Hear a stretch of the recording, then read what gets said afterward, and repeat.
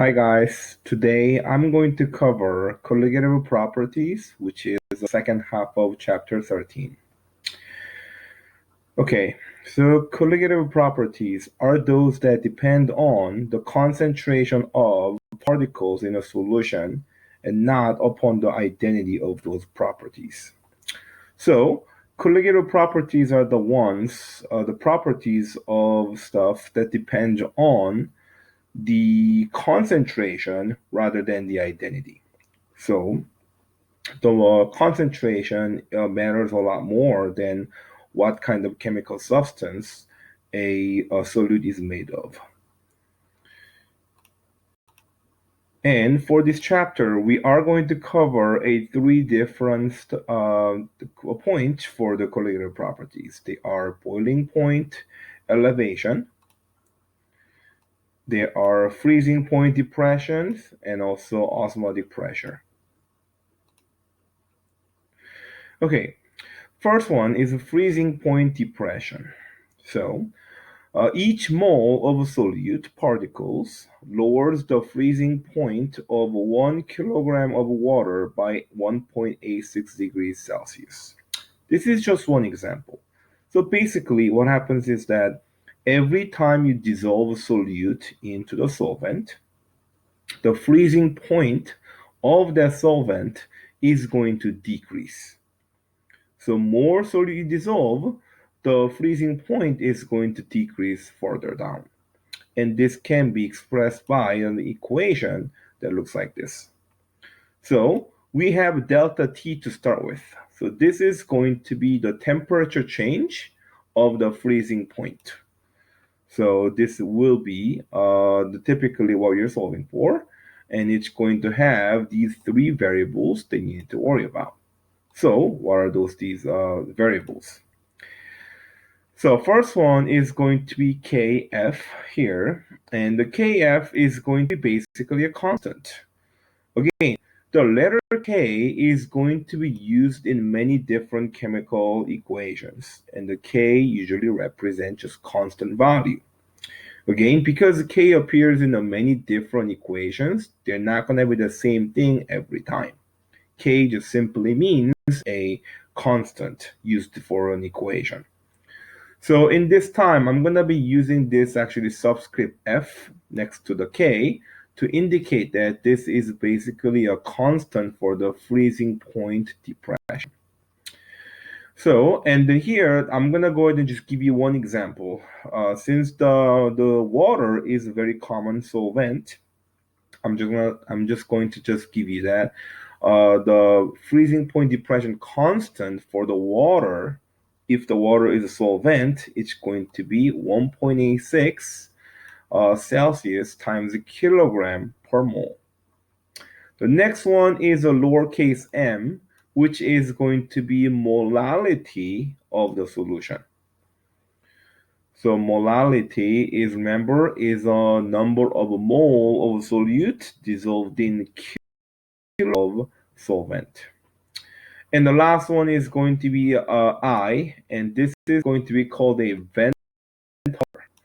I am going to cover about factor in a little greater detail in a later slide.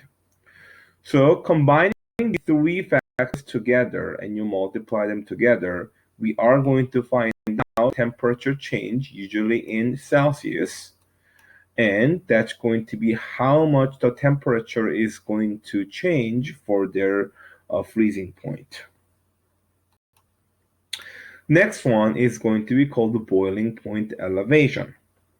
Each mole of solute particles raises the boiling point of 1 kilogram of water by 0.512 degrees Celsius. So, unlike the previous one, every time that we have a solute particle dissolve into the solvent, the boiling point is going to actually increase this time. So that means the solvent becomes more difficult to boil as we dissolve more solute. So this can be also expressed in mathematical equation. Delta T is equivalent to I times Kb times molality. Again, the temperature change, the delta T, represents how much of a Celsius the boiling point is going to elevate or increase. And also this one has three factors. The first one is KB. Again, K represents the constant. And this time I'm going to go ahead and add the lowercase b here right next to it to indicate that this is going to be boiling point elevation constant. And I'm going to, for now, use the solvent as water. And for the water, each constant is going to be 0.512 Celsius times kilogram per mole. And M again stands for the molality of the solution, and I is again for the Ventall factor. Again, I'm going to cover the Ventall factor in a greater detail later. All right, so this is going to be just a few examples of many different solvent and their Kf and Kb values. So you do not have to obviously memorize this, okay? If it's necessary, I am going to provide you guys this information to you, unless the question is actually asked to calculate these two values based on other given variables. These are just for your reference, and you do not need to memorize it. Okay, let's come back to Ventall factor I. So electrolyte, remember, electrolytes are the solutes that get dissolved in solvent, and that's going to get ionized, and they're going to break down into the ions, which will then conduct electricity in the water. Okay. So electrolytes may have 2, 3, or more times the effect on boiling point, freezing point, and osmotic pressure, depending on its dissociation factor called Ventall factor I. So remember, colligative properties depend on the concentration of the solute dissolved in solvent. Right? It depends on how they break down into the ions. Their colligative properties will have a different effect. Okay, so Ventall factor is always going to be a whole number because this is a number of ions created by the dissociation. So this is going to be important. You need to understand how this works. Okay, and because it's going to be always a digit number, we are going to simply ignore the significant figure just for the Ventall factor. Okay, just assume that Ventall factor doesn't contribute to the number of significant figures.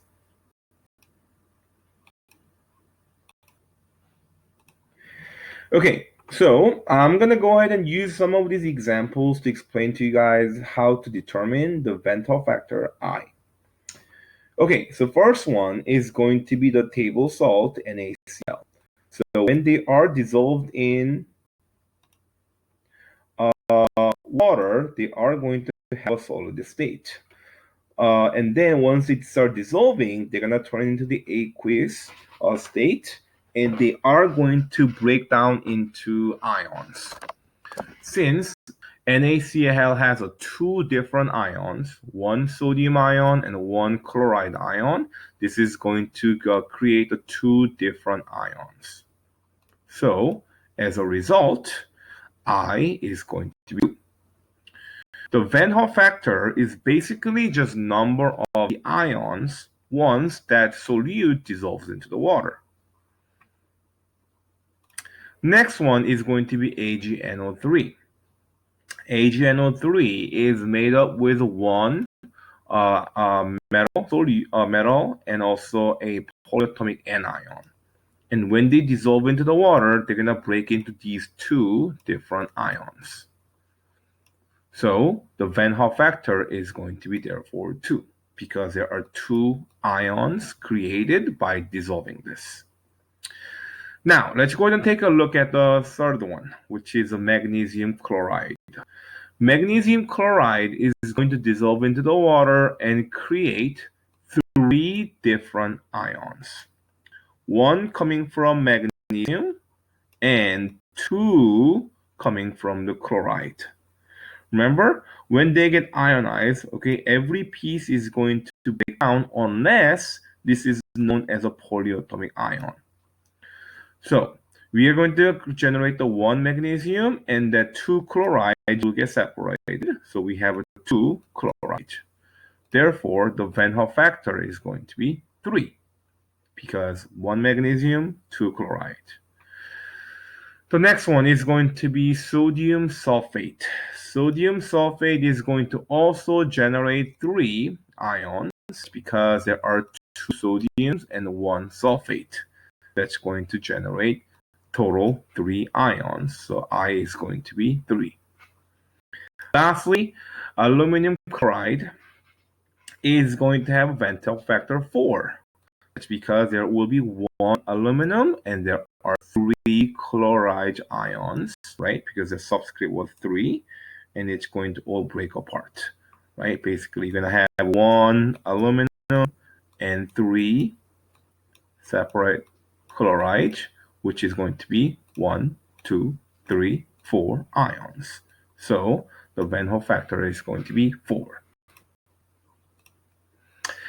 Okay, so Van Hoff factor unfortunately doesn't work every single time. So Van Hoff factor, even though we are going to assume for our class it works every time, in reality the Van Hoff factor doesn't work as a theory. So the ideal Van Hoff factor is only achieved in very dilute solution. So that means the concentration should be very low. But for our class, we'll simply assume Van Hoff factor is always ideal and a whole number. But here's reality. Okay, so based on the molality of different solutions, okay, the Van Hoff factor is not going to be a whole number. So when the molality is relatively high, 1.0 compared to 0.10, the concentration about 10 times, you can notice that the Van Hoff factor is actually changing. Okay, and the Van Hoff factor comes to the whole number, right? The ideal whole number as the concentration decreases, meaning it becomes more dilute. Okay, so scientists are aware that the Van Hoff factor doesn't always work the ideal number, right? However, for our class, we are just going to simply assume, okay, Van Hoff factor is always ideal and always give us the whole number. Okay. All right, so let's go ahead and do a practice problem. Okay, calculate the freezing point of a solution made from 32.7 grams of propene, okay, dissolved in 137.0 grams of benzene. The freezing point of benzene is a 5.50 Celsius, and its constant, the freezing point depression constant value, Kf, is 5.12 Celsius per molality. Okay, so freezing point depression sample problem. So you know that first of all, the equation is going to be this, right? The change in freezing point temperature, right? That's equivalent to the 3 factors called the Van Hoff factor, constant value, and molality. So you have to first find out what the Van Hoff factor is going to be for the solute. Okay, so I'm going to go ahead and give you a tip how to determine this. If your solute, for this case, that is going to be propane, C3H8. If you notice that this solute is going to be ionic compound, okay? Ionic compound are the ones that start with a metal, typically, okay? And if you know that there are the solute is made up with ions, okay, typically with a metal and non-metal, or could be composed of polyatomic ions. Okay, then you know that you're gonna have to break them into the ions. Okay, and then number of ions you get is going to be Van Hoff factor. If your given solute is not an ionic compound, okay, meaning it could be maybe molecular compounds. Molecular compounds are typically made up with non-metals only, and you don't see any polyatomic anions. like this case, right? C3H8, right? We don't see any malls here, and I don't see any polyatomic anions here. So this is going to be considered the molecular compound, and for the molecular compound, it is going to be it's not going to get ionized in water, so the Van Hoff factor is always 1. Okay. All right. So, speaking of which, right, the I is already determined, and Kf is given in the problem, and the molality, you can calculate that by moles of a solute divided by kilograms of a solvent. So, since the the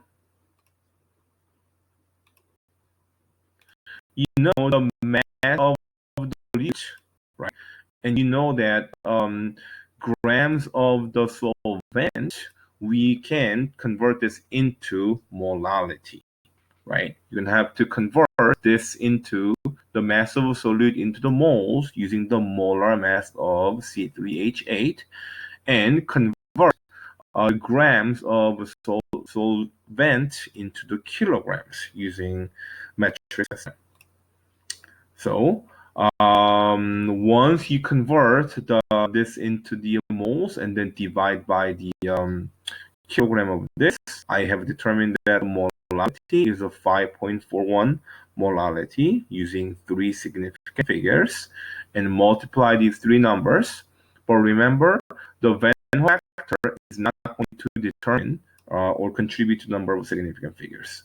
Since this has 3 significant figures, 3 significant figures, and they're on multiplication, your final answer should be 3 significant figures. Now, this is not going to be your answer because this is going to change in the temperature. So that means once you dissolve these many grams of propane into these many grams of benzene, which is solvent, the freezing point is going to be reduced by 27.7 Celsius. Remember, this is a freezing point depression. Depression means that number is going to go down. So, the original freezing point of the benzene was 5.50 Celsius. This is how much the temperature is going to decrease by. Therefore, we're going to have to subtract these two numbers, right, obeying to the significant figure rules, right, and you should be getting negative 22.2 Celsius. Okay, we're going to do another one for the boiling point elevation sample problem. So this time we are given 5.0 grams of CaCl2 that dissolves in a 50.0 grams of water. What is a boiling point of the solution? And Kb, the constant for the boiling point elevation of water, is given to us. Okay, so just like last problem, you're going to have to first start with an equation, right, that's relevant to the boiling point elevation. So this time it's pretty similar to last question, except that I'm going to be using the Kb as the constant value.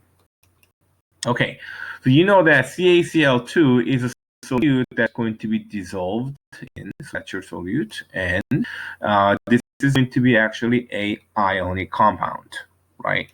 Again, ionic compounds are the compounds made up with ions. And usually a good hint is that ionic compounds usually start with a metal unless your cation is a polyatomic anion, a polyatomic cation, such as H4 plus 1. Okay, so this is a ionic compound. They're going to ionized, and once they get ionized, this is going to generate 3 ions: 1 calcium and 2 chloride. Therefore, the Van Hoff factor I is going to be 3. Okay, Kb is already given in the problem, and molality, again, is this calculated by mole of solute. You have to calculate in the mole, right? Simply, you're going to have 5.0, the mass divided by the molar mass of CaCl2 to get the mole, and then divide the number by the kilogram of solvent, which this one has to be converted into kilograms. Okay, so once we do that, the vent factor is 3, plugged it in, and you have a constant value P, and then the molality of the solution determined to be 0.90 using two significant figures coming from this number. And then you determine that the temperature change is going to be 1.4 Celsius. Again, we are not done because this is how much temperature is going to change. Okay, this is not the final temperature. Okay, we already know that the boiling point of the water is going to be 100 Celsius. So this time we are going to be adding the change in temperature. Remember, this is a boiling point elevation. Elevation means the temperature is going to go up because of boiling point elevation by dissolved solute.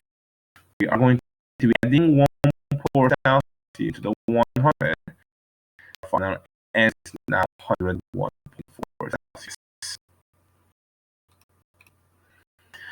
Okay, the last one for colligative property is called the osmotic pressure. So the osmotic pressure is the minimum pressure that stops the osmosis equal to the osmotic pressure of the solution. So we learned from biological class here, right? When you have a different concentration of solution, right? Here, we're going to use solvent and a solution containing certain, right? So you dissolve them, and if we are going to be putting together and separate this a semi-permeable grain, then these two are mixed it up. But remember, the solvent or liquid always moves from a lower concentration to the higher concentration. Okay, it's pretty fun in the biology class too. I'm sure you learned from biology class about this whole osmotic effect, right? Especially dealing with the cell's membrane. So when cell is surrounded by liquid and the concentration is really important so that the water can run from the other. So basically, the osmotic is going to be pressure, right? Applied to stop the osmosis, and this heavily depends on also the molality of the solution. Okay, so first of all, let me go ahead and explain you guys how this osmotic pressure calculation can be expressed. So let's go back to the gas law, and the PV is equal to nRT, which is the ideal gas law. Ideal law, I'm going to actually use the literal equation to rearrange this whole thing.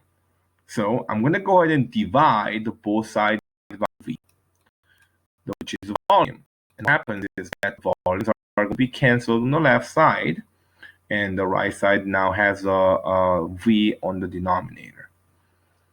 And then, but remember, the molarity, okay, is going to be number of moles divided by the volume, right? So what I'm going to do is I'm going to replace the N over V, just like over here, right? And with the molarity, and the molarity is going to now replace the N over V.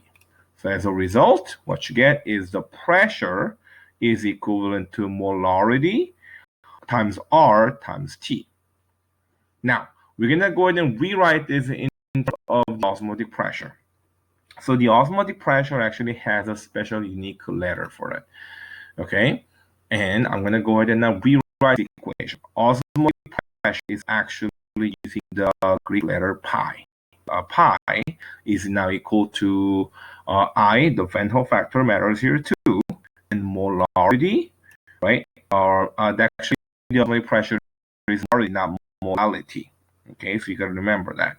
So both molarity and molality are the concentration. So so all these three things we have learned so far: freezing point depression, boiling point elevation, osmotic pressure. They all depend on the concentration It's just that the first two depend on the molality, while osmotic pressure is dependent on molarity. Okay, that's only the difference. Okay. So the pi is going to be osmotic pressure, and I is going to be Reynolds factor, and for the molarity, remember this is with R, right? Mole of solute dissolved in liters of solvent. Then R is for the gas constant. We already covered that in a gas law chapter. 0.0821 liter times ATM divided by mole times K. And the temperature is this actually measured in Kelvin, because remember the R gas constant is already using the Kelvin, so we are going to be using the Kelvin for this equation. Okay, here's the problem. Calculate the osmotic pressure of a 300.0 milliliter solution made by dissolving 20.0 grams of NaOH at 25 Celsius.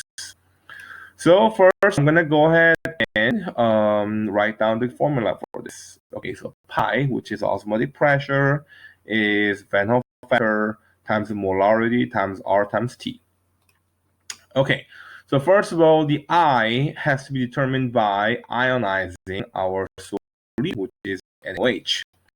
You notice that this one is also ionic bound, well, because I see a cation, metal, and an ion, which is an ion.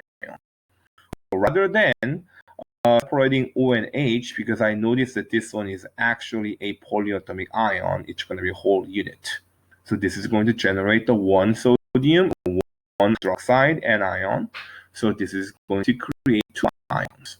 So the Van Hoff factor, therefore, is 2.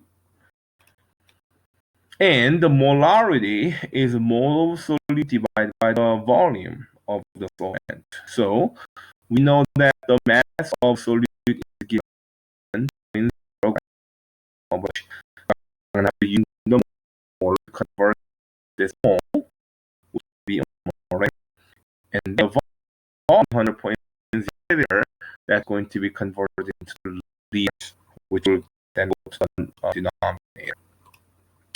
So here's the calculation. So 20.0 grams, okay, in dimensional analysis, and the molar mass of NaOH is exactly 40 grams. So we put in 3 seconds here, we have 0.500 mole. And for the liter, I'm going to use a dimensional analysis, and then simply you have to divide this number by 1,000, and you get a 0.3000 liters. Dividing these two numbers, reporting two significant figures. Molarity is 1.67 molarity. And temperature is 5 Celsius, but remember we gotta use Kelvin, so I'm gonna go and add the 273, and that becomes 298 Kelvin.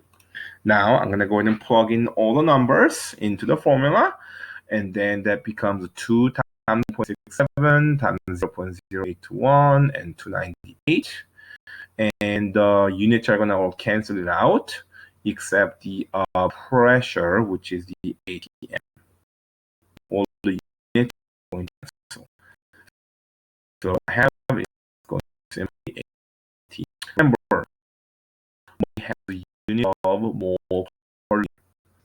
Okay, so that mole per liter is going to cancel liter per mole. So everything is going to cancel. All the unit is going to be cancelled. So you only get the 80, which is mature.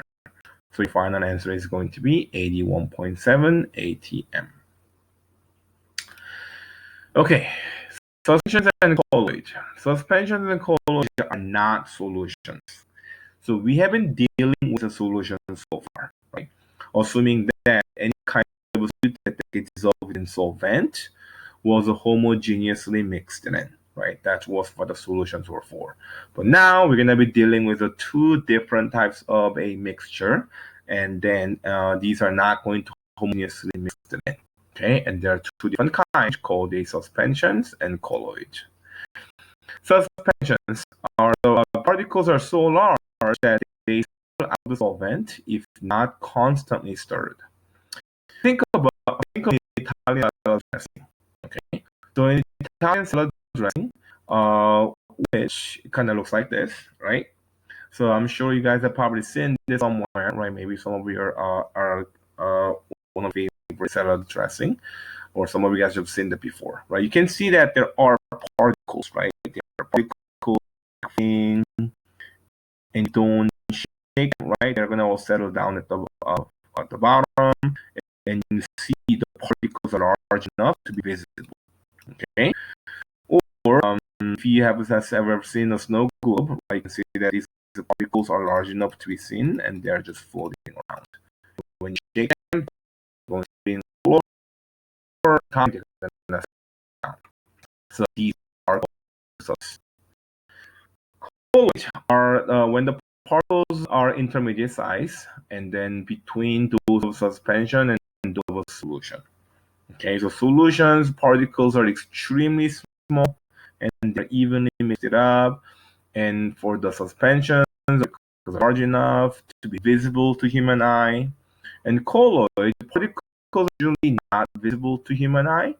Okay, but they're not small enough to completely dissolve in water homogeneously. Okay, so an example would be milk. Okay, and this is my little boy. Okay, now, and he really wanted to help me take a picture of the milk. So he's holding that against the refrigerator and taking a picture. And he's my little boy. Okay, these are the different types of colloids. I noticed that students usually have a difficult time to understand what colloids and what they look like. So these are just some examples of colloids. Okay, so fog, smoke, whipped cream, milk, paint, marshmallow, butter, and then ruby glass. And then these are just examples of colloids and what they are made up of. Okay, and how this in just Mother Nature. Okay, obviously you don't have to memorize one of those. I just want to give you some idea how the colloids are relevant to us around us.